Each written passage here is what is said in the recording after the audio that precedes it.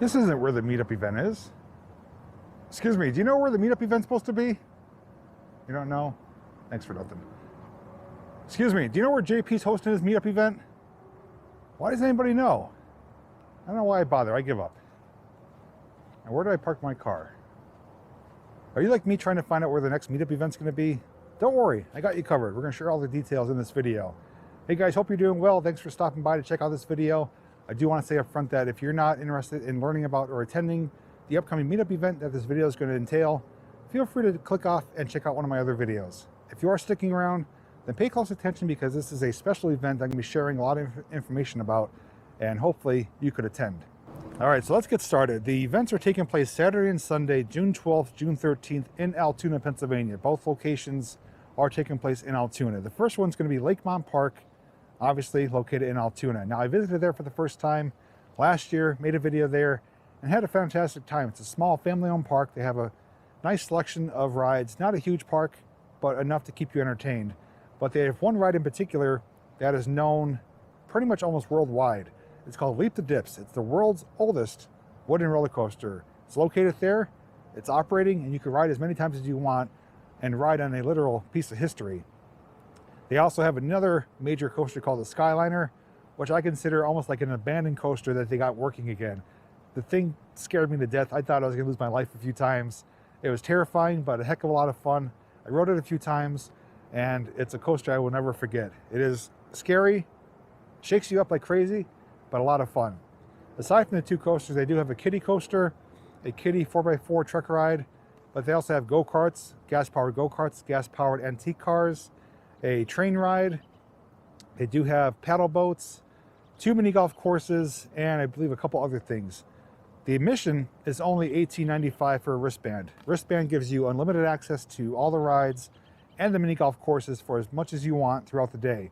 The only thing that's not included is the batting cages. You do have to pay for those separately. The park also allows you to bring outside food and drinks, so it's very similar to Knoebels. So if you want to bring a cooler to bring some hoagies or sandwiches or some drinks, you're welcome to do so. There's no gate that you have to come through to exit or enter. You walk in and out just like Knoebels. So if you want to run out to your car to get yourself something to eat or a drink, you're welcome to do so. But they do have food on site, and when I tried it, it was pretty good. It took a little bit long, but otherwise, you know, if you're not in a rush, I consider dining there at the park. They may have more options too for this year. But the park is clean, it's small, you can't really get lost. They do have a water park there, but as of right now, it is not operating. But if you take the Lake Monster paddle boats, you actually paddle boat around the water park itself, which is on like a little island. So that's pretty neat. It's also right next to a baseball field there, and in town, there's other things to do and see if you wish to do so, depending on how long you're staying. Now on the screen, I'm showing the parking lot right now. I'm gonna highlight the corner there. On that corner area, I will be meeting at 11 a.m. to wait there for people to arrive. And the park opens at 11:30. So from 11 to 11:30, we'll be waiting in the parking lot. 11:30, we'll walk inside, get our wristbands, and start having some fun. The park is open till 9 p.m., so you can stay as long as you want. There's no obligation to stick around with myself or others. If you just want to meet up there and then go do your own thing, you're welcome to do so. I just want you guys to have fun. But for 19 bucks, it's really affordable. You can have a lot of fun. Save yourself some money if you want to bring your own food and drinks. And the other thing I want to touch base on is last year, masks were recommended but not required. I was there without a mask on. The park didn't get very crowded. There was less than 100 people there when I was there.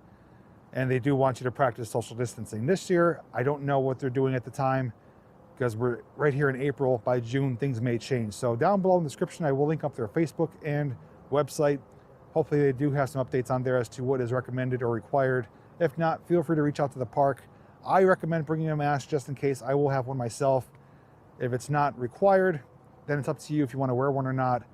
But practicing social distancing when you can, bringing hand sanitizer would probably be a good measure just to keep safe. The second event is taking place just 15 minutes away from there at the world famous Horseshoe Curve. Now, I've been there numerous times, and it'd be foolish not to go there since we're going to be in Altoona. So this is the second event of the second day, and I picked that because it's world known. The Horseshoe Curve is known for numerous reasons, not because of the history, not only because of the history that was, involved in constructing it, but also the histories with the Nazis where they were going to try to bomb that to destroy it. And you get some amazing vantage points for train watching. It's only $5 for admission for adults. Kids and seniors are less. They do have a fantastic gift shop there where you can get merchandise just like this. I have a nice Conrail hoodie. They have Penn Central, Conrail, Pennsylvania Railroad. They have books, they have movies, they have all kinds of stuff in the gift shop there. So when you do purchase there, it does help fund, you know, what they're doing for Horseshoe Curve. And also you get some cool merchandise as well. Now, again, I will put a map on the screen of the parking lot highlighting the area. We're going to meet there for 10:30. The park, Horseshoe Curve, does open at 10 a.m. We're going to be meeting at 10:30 just to give people enough time to show up and to arrive and to gather one area.